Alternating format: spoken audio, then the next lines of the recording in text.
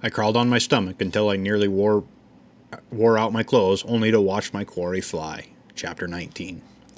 Now my entire world of hunting took on a new perspective. There were so many things to learn about the big shotgun. My long hours of using the 410 and the 22 paid off now with the heavier gun. The basic principles were the same, but the results were much greater. That afternoon I brought down 6 prairie chickens without missing one of the fast-flying birds. The kick of the gun seemed just a minor thing after learning to hold it tight to my shoulder. I was so elated that I failed to notice my shoulder getting sore, but I noticed it plenty by bedtime.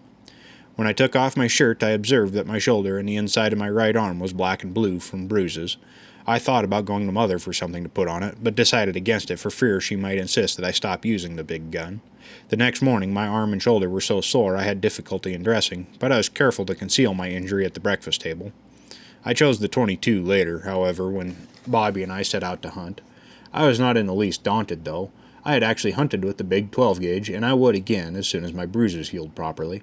I could hardly wait until I could get out that fall and get some of those ducks and geese. I visualized new excitement in hunting was in store for me when fall finally rolled around. Some new neighbors, whom we shall call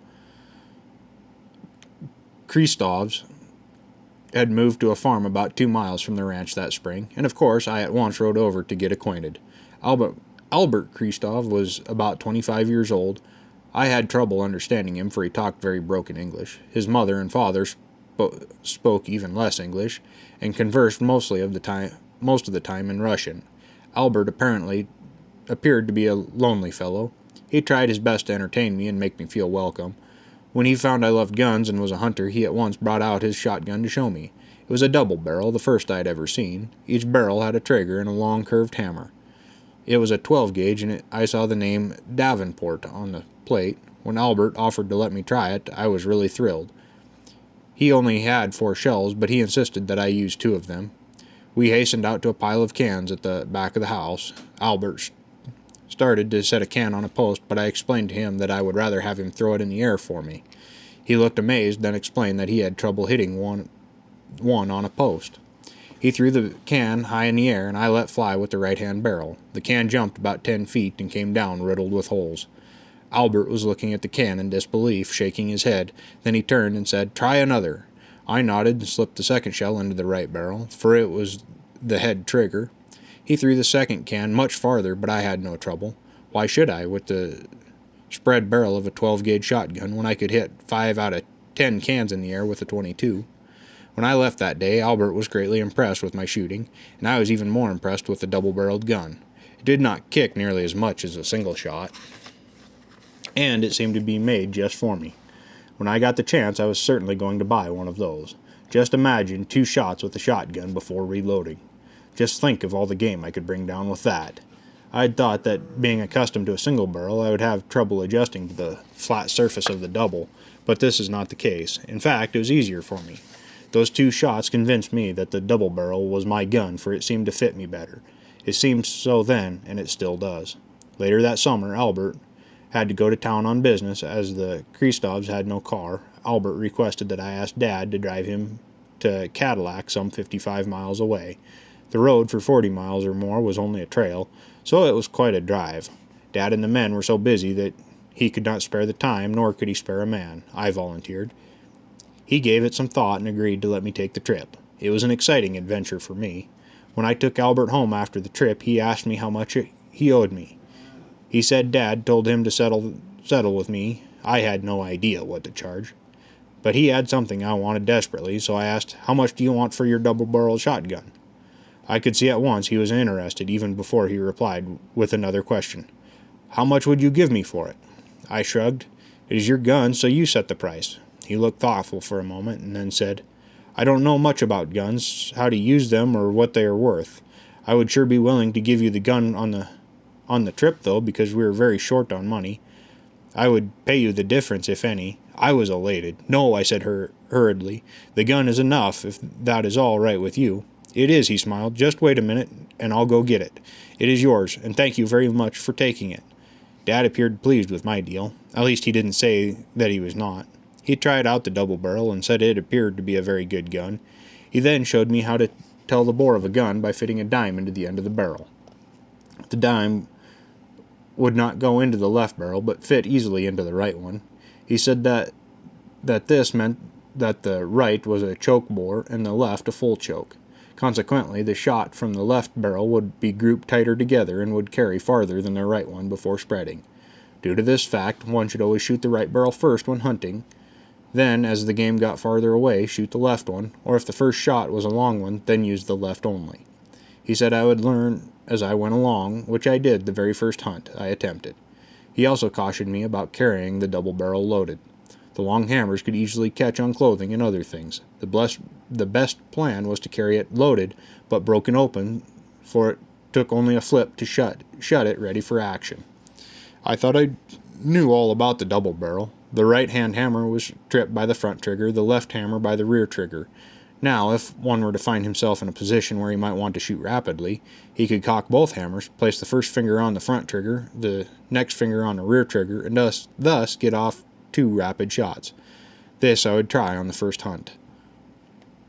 Calling Bobby, I filled my pockets with big red shells and strode off up the river in hopes of finding some ducks. My new gun could bring them down. It would be a proper game for the initiation of the double. The river was not ideal for ducks, but there were usually a few on it in places. About a mile above the ranch crossing, there was a big bend and a horseshoe-shaped slough left filled by the previous spring runoff.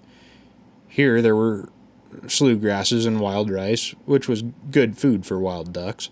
It was toward this that we made our way. I carried the gun broken open at ready, but with 2 shells resting in the open barrels. As we approached the slough, I could hear the quack-quack of ducks, and it sounded like there were many.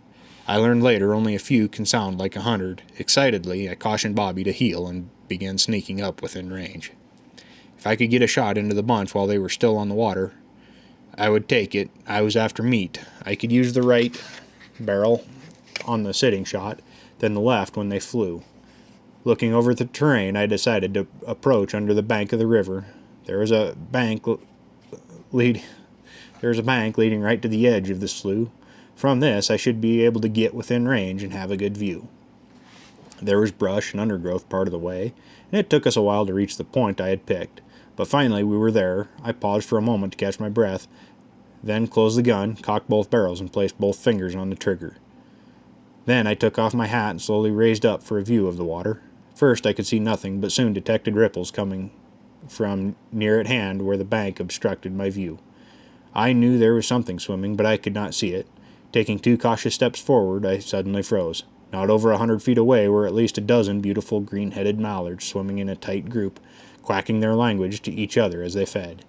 Following my plan, I stood on the edge of the bank, took careful aim, and pulled off the first barrel, or so I intended.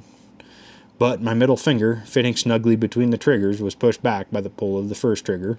There was a deafening twin roar. It felt like a mule had kicked me as I was knocked over backwards. I tumbled down the steep bank and into the river with a loud splash. I dropped the gun. The water was only waist deep along the edge, and there I sat for a moment, dazed, not quite knowing what had happened.